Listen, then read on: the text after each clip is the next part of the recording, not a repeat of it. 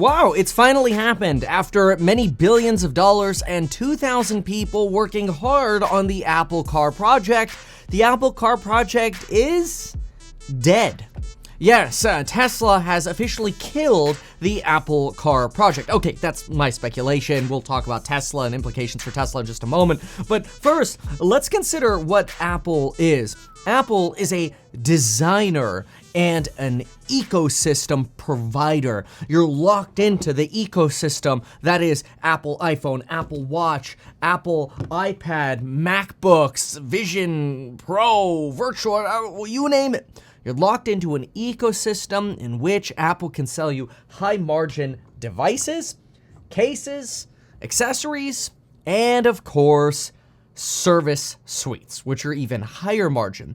Apple is a business that is driven by high margin. One of the reasons people argue is that it is a pricing power company. They're able to sell you virtual reality headsets for 3.5 times what Facebook will charge, and they'll do it because people perceive that Apple's quality is going to be the best. And so when people thought Apple was going to get into automotive manufacturing and design, people thought, okay, maybe we'll have a quality American-based competitor to the Mercedes, the EVs from Volkswagen, or even the EVs from Tesla, and one that will not only be delivered with quality and precision, but margin. See, remember, look at Apple's financials. I want you to be comfortable with the financials. This is very simple. All we have to do is look at their products right here. We can see their products, they generate around $298 billion of product revenue. Those products only cost them about $189 billion to manufacture in, the year ending September 30th, in the case of this financial statement. That gives you about 36.5% profit on a product. Think about that for a moment. You go into an Apple store, you spend $100 on an Apple product, let's say, something that should never cost nearly $100, but how about a dongle? You know how much they're making off that? $37 every $100. I know this doesn't actually cost $100. It may as well be because it's so expensive. But the point is, that's a lot of money that you're making on a gross profit basis on a product. Think about it, on a dongle, on an iPad case, on the case for your 3D goggles or your virtual reality goggles. That stuff's for $200 for the freaking case. I know, because I was one of the idiots who paid for it. Anyway, then you look at the other side. What do we have? Margin for Apple services, 2,488 divided by 8,5,200. We are sitting at 70.9 cents of every dollar are going into Apple's gross profit. So you spend $100 a year on an Apple subscription, Apple is putting about almost $71 into their pocket. That is margin, baby. It's delicious. When you take out all their R&D and everything said and done at the end of the year, what do you have? About $97 billion left of net income. After every expense this company has, that works out to about 25 cents of every dollar going into their pocket. 25 cents? Who has a goal of making 25 cents in gross profit for their cars? And they're supposed to be the industry leader. Oh, Tesla. Yeah, we'll talk Tesla. In fact, we'll do it right now because take a look at this. Last year, where was our gross automotive margin? Well, it was 28.5% at Tesla. Where was it the year before that? It was 29.3%. That's gross. The net profitable figure was even lower, right? We're just looking at gross margin here. Net is down at like 8% now, okay? Now, on gross, we're below 20%. We're not even 20% on gross margin for making the vehicle. So why does that matter? Well, think about it. If Apple is making 37-ish cents on products they're selling you and 70 cents on services they're selling you on a gross basis, why don't they get into an industry where a company like Tesla is making vehicles at a gross margin of 19% at scale? Well, they might not be very incentivized to because their margins would get crushed. Now, you might say, well, there's competition. I mean, other people are able to operate businesses and scale electric vehicles, right? Sure, we might look at a company like NIO, who has partnered with, well, other companies to help them manufacture their designed vehicle. See, NIO designs the vehicle and then somebody else manufactures it. This leaves them with a gross vehicle margin of about 11%. But after you actually get down to gross margin, after the other expenses of sort of their revenues, because their revenues are not just coming from vehicle sales, they come from battery sales and other contracts as well, you're only at a gross margin of 8%. And they use contract manufacturing. Well, who else uses contract manufacturing? Well, Apple does. Does Apple manufacture this phone? No, it might assemble it, but it manufactures this with a company known as Foxconn. And of course, they're trying to diversify that manufacturing to make sure they can have as much margin negotiating clout as possible with their manufacturers, which makes sense. If somebody can make you a cheaper iPhone and can do it faster in, let's say, India, great, more profit for the company, right? Same thing is true for the watches, for the Pro Vision, for the iPads, the MacBooks, you name it. So you need a manufacturer who could do it. It's kind of like NVIDIA. Hey, NVIDIA, you're selling $40,000 H100 and H200 chips. Who's making them for you? Taiwan Semiconductors. You're not making them yourself, and that's fine. Now, what happens when Intel, for example, opens up their manufacturing for some of these advanced chips? Well, now NVIDIA can negotiate with a company like TSM and say, hey, we might take some of our business over here to Intel if you don't negotiate with us on some of these prices. This is how contract manufacturers make more money. Another contract manufacturer, Enphase. They don't actually manufacture their inverters. That's how their margin on a stupid solar inverter is like 50%. It's better than Apple's margins. Enphase's inverter margins are like 13% better on a gross basis than Apple's product revenues or margins. That's incredible. It's crazy. So interesting. So you can make a lot of money manufacturing phones, watches, iPads, computers, and inverters, at least on a gross basis. Can you make a lot of money contract manufacturing with vehicles? Well, NIO can't figure it out. Well, maybe another American company can figure it out. Maybe a company like Rivian can figure it out. Oh, well, Rivian delivered about 50,000 vehicles last year. And last year they lost about $2 billion. Yeah, $2 billion with a B is how much they lost trying to manufacture these vehicles in America. That means they lost $40,600 per Rivian that they sold last year. Now, maybe you could say they're scaling, but they're already at 50,000 deliveries, and they're still losing $40,000 per vehicle. Consider how much it costs them to make these vehicles. So all you have to do to figure that out is you divide $6.4 billion by 50,000 deliveries. What are you at? It costs you $128,000 per Rivian.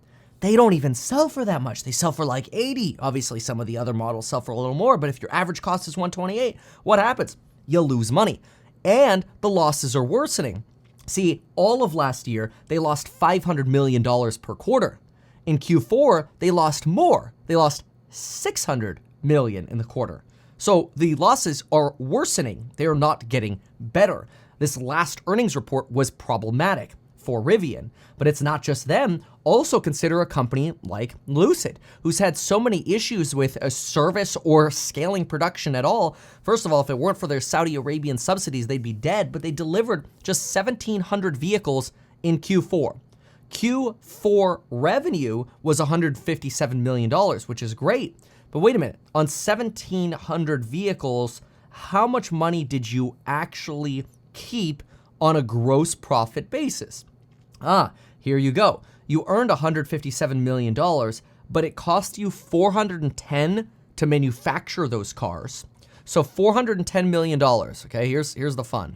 $410 million divided by 1,700 vehicles, it cost you about $240,000 per vehicle in just COGS to manufacture, not including SG&A or R&D.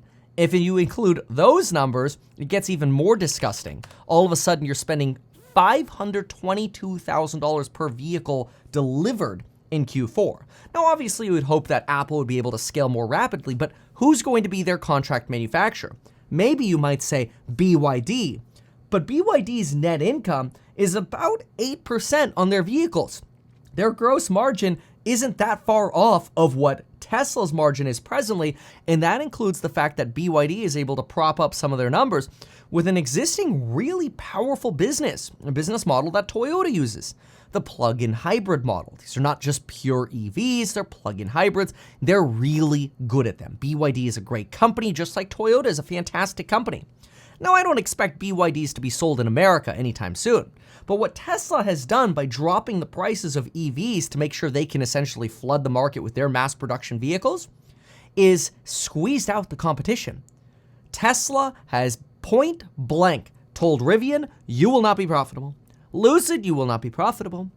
Any GM, Ford, Volkswagen, Mercedes, look at all of them. They're all scaling back EV production. Why? Because Tesla is willing to drop prices until the competition is dead, squeeze their margin down to where they're still cranking out massive cash flow, delicious cash flow coming out of this company. But what ends up happening? Your competition gets squeezed out. Is that bad for Tesla? Well, in the short term, it's not great because your margin gets hit. But wait a minute, what do we still have here? We still have operating cash flow of $13 billion at the company. Now, of course, a lot of this is being reinvested into expansions for new giga facilities or essentially expansions of existing facilities, which is great. That's what you would expect a company to do. The company, if you break it out in terms of a free cash flow basis, still in the year ending 2023 had free cash flow of just over $4 billion. So that's over on average $1 billion of free cash flow per quarter.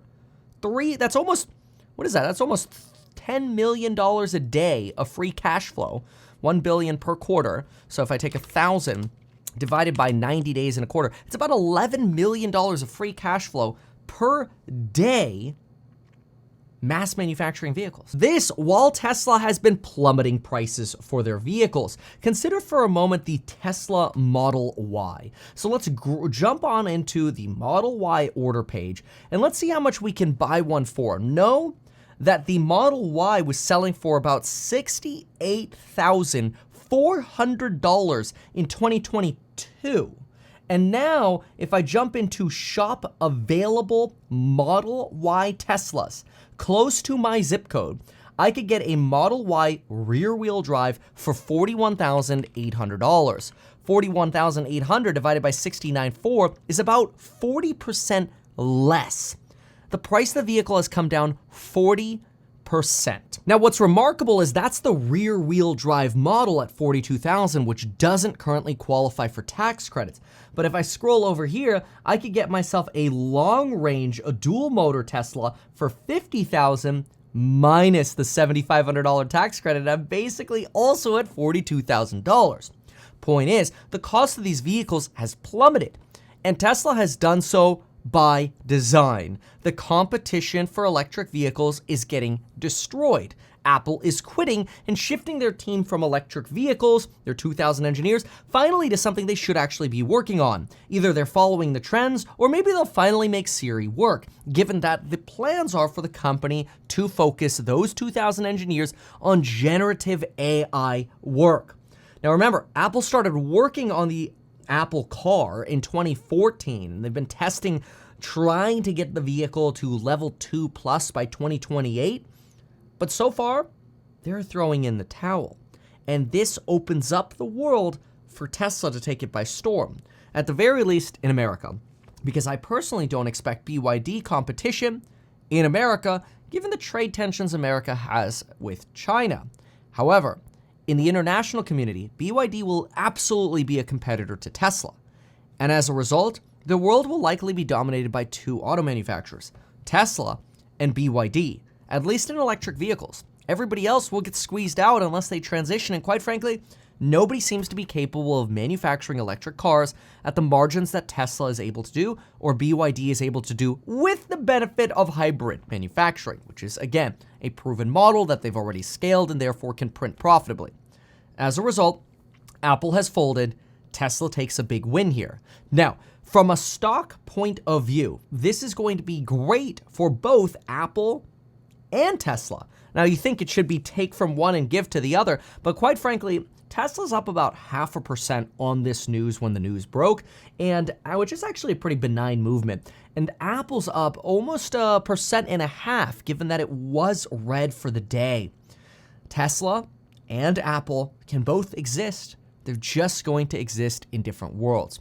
I think this is a great step in the right direction for Apple, because the reality is, unless they're going to create a manufacturing process, which they have never done before, at least as far as I'm aware, they're not going to win in automotive. There's not a contractor that they can call up and say, make my Apple car for me. They've all been failing, with the exception, of course, of BYD.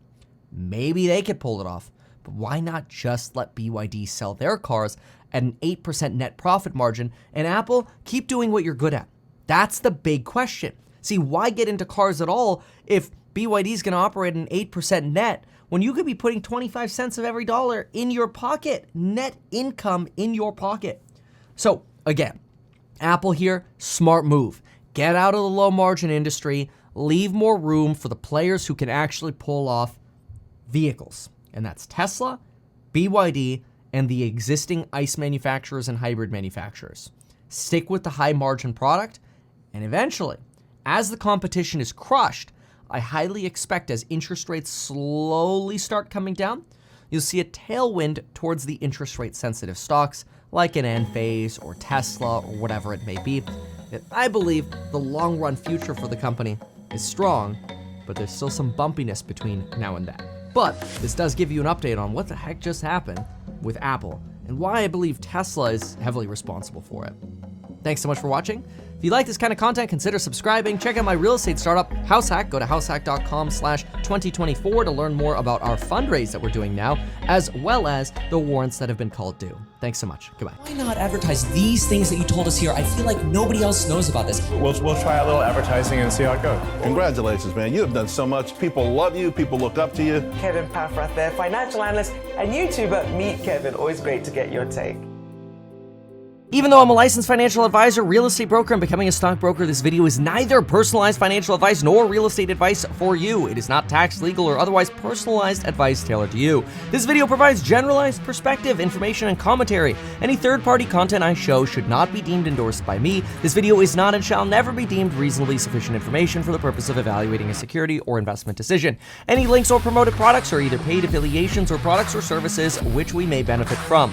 I personally operate an actively managed ETF and hold long positions in various securities, potentially including those mentioned in this video. However, I have no relationship to any issuers other than HouseHack, nor am I presently acting as a market maker.